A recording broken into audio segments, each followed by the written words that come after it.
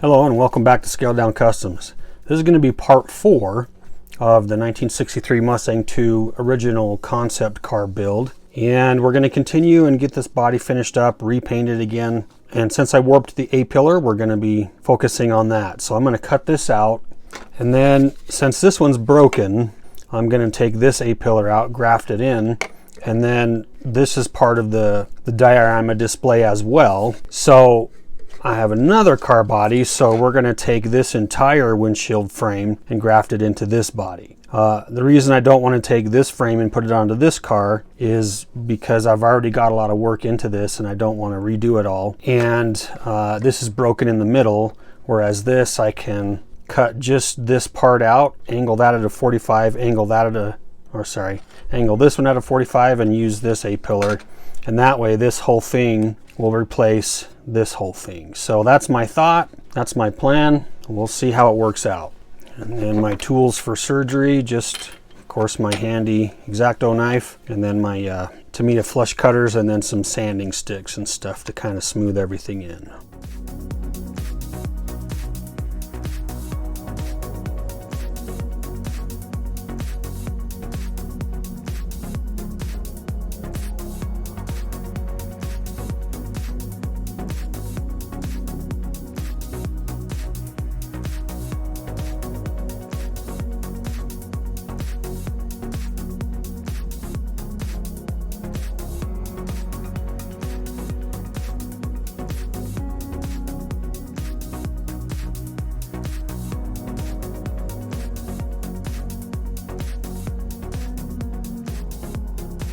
All right, we're gonna let those joins dry up, and then I'm gonna add a little more super glue and then maybe some bracing just to kind of finish that off a little bit. Then we'll add that wing window back in to kind of add some more bracing. So we'll let that dry up and then we'll keep moving forward with that.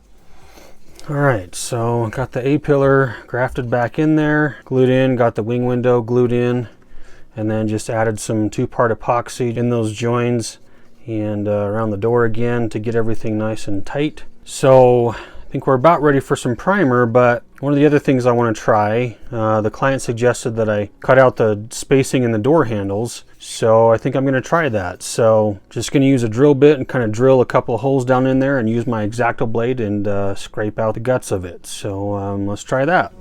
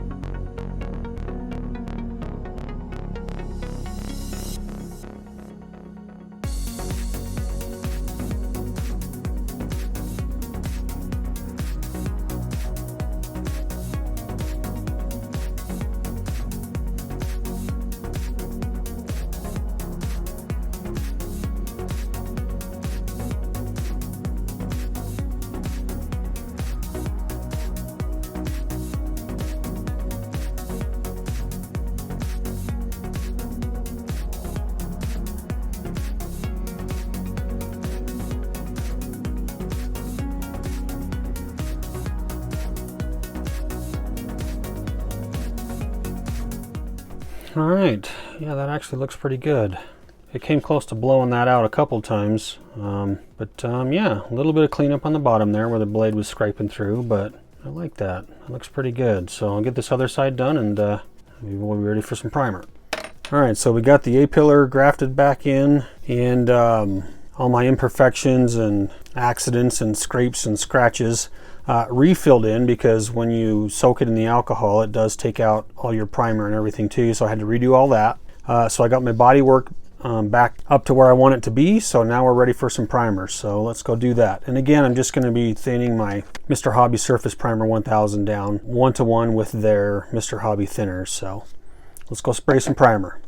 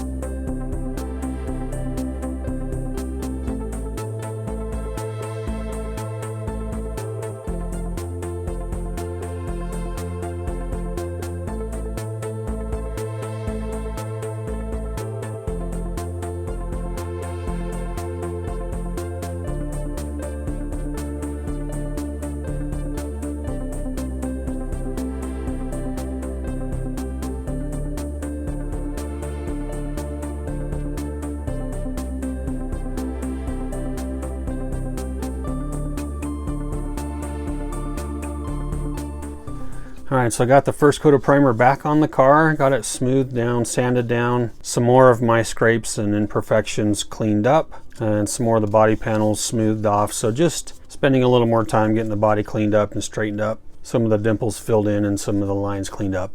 So one of the things that I've been struggling with, and I noticed it on the first paint job I did on this car before I stripped it, was that sometimes the solvent-based paints will reactivate the solvent-based primer underneath it, and it'll start to ghost in. You'll start to see some of your scrapes and repairs that you've done start to ghost through the paint a little bit because things are reactivating. So to prevent that, I'm going to try a primer sealer. This is a 2K primer from Gravity Colors. Comes with a hardener or an activator. So I'm going to use this as my final primer before the paint and see if it gives me enough of a seal to keep these corrections from ghosting back out through the paint. So let's go try some 2K primer.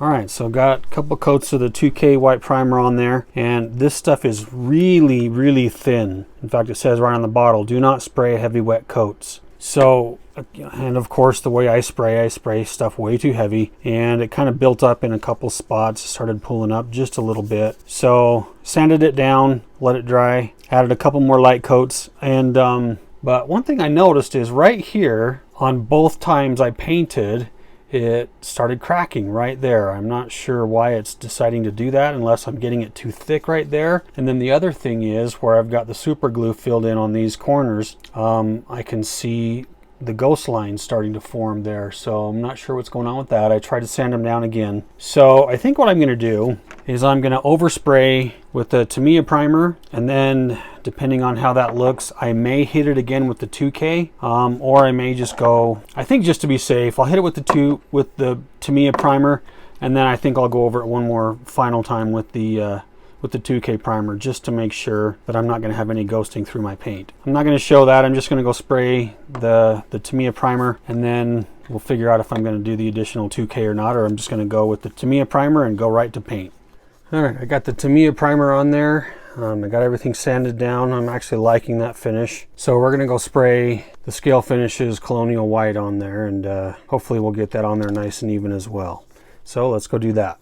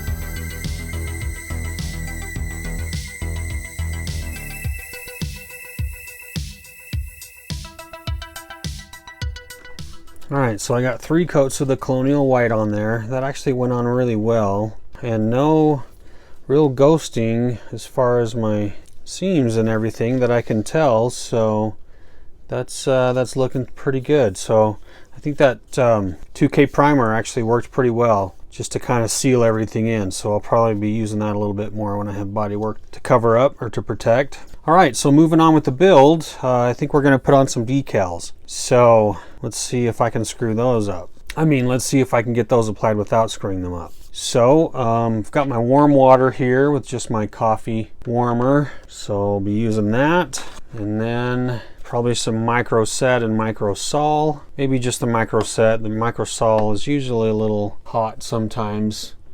And then maybe, depending how everything lays down, I might try some Walther's Solvaset as well, but we'll start with the micro set first and get some of these decals on.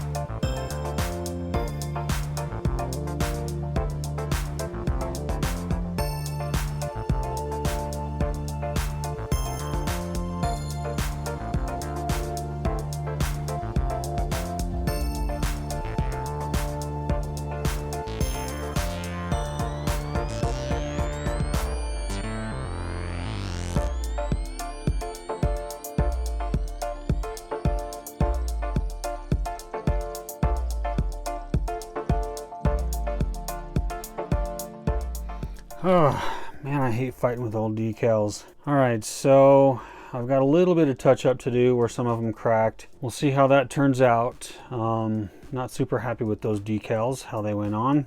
Really brittle, hard to work with. Did not want to set down, so by the time they got, I just fought with those a lot. So we're gonna let those dry up and do some trimming. In fact, I'm gonna do some trimming right now. I'm gonna get a fresh X-Acto blade and I'm just going to cut my panel lines in here.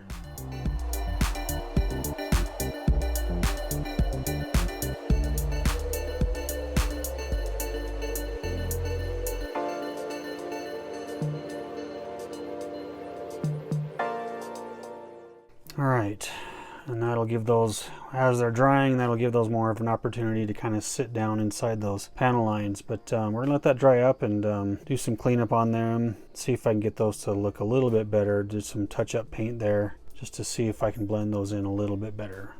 All right, here's the deal. After long deliberation, I hate these decals. I could not get them to go on straight. They would crack, or I'd try to get them to bend. This one cracked right here. I tried to overlay it. You can see a little bit of a bump there. I just could not get these things to go straight. Again, cracking there. That was my fault. I was trying to get this back decal on and I rubbed up against that, so rub that off. The 4 decal on the back, there's just so much yellowing on these decals, and the decal bonder spray that I put on there that actually helped save the decals a little bit. You can see that film on there pretty good, and I don't like that either. So I really don't like these decals. I could probably let it slide, but I'm not going to. I can't stand them. So back in the stripper tub again, and we're going to start over on that once again. Same thing with the seat. The color is a little bit off again because I think the decals are just so faded, and then again I couldn't, because they're so old and brittle, they won't really form very well, so I've got some wrinkles and folds and stuff. And the decal doesn't go all the way down the seat anyway. The instructions called for that on this decal, but the original car, the decal stops right there and is actually curves around and then goes back up the other side. So these parts are going to be stripped off and we will start this again. So we'll see you on the other side of that. All right, I think I'm going to cut this video off here because this current video is getting really long and I keep running into problems, which is making it longer. And if you've been following, you know I haven't posted for over a month. So I'm going to get this video posted so you guys can see where I'm at so far. And then we're going to keep working on part 5. So make sure you stay tuned for that. Thanks for watching. We'll see you on the next one.